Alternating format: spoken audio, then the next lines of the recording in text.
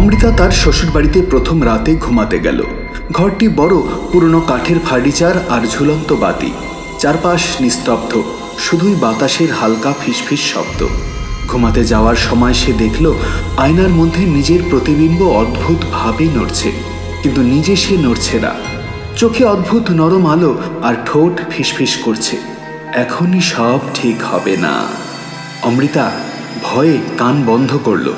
তখন ঘরের দরজা ধীরে ধীরে খোলার শব্দ হলো। কাউকে না দেখলেও বাতাসে যেন কেউ হাঁটছে। খাটে কেউ নেই, তবে ঘরের বাতাসে যেন পদধ্বনি ভেসে আসছে।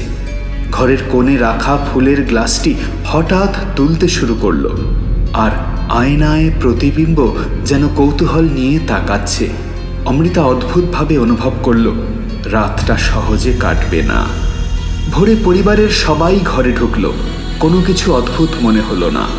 অমৃতা ভাবল হয়তো রাতের ছায়া কেবল তার কল্পনা, কিন্তু আয়নার প্রতিবিম্ব তখনও তার দিকে চেয়ে আছে, হালকা ফিসফিস করে যেন বলছে, এখানে সবে নতুন জীবন শুরু হয়েছে, কিন্তু রাতের ছায়া সব সময় ছিল, থাকবে।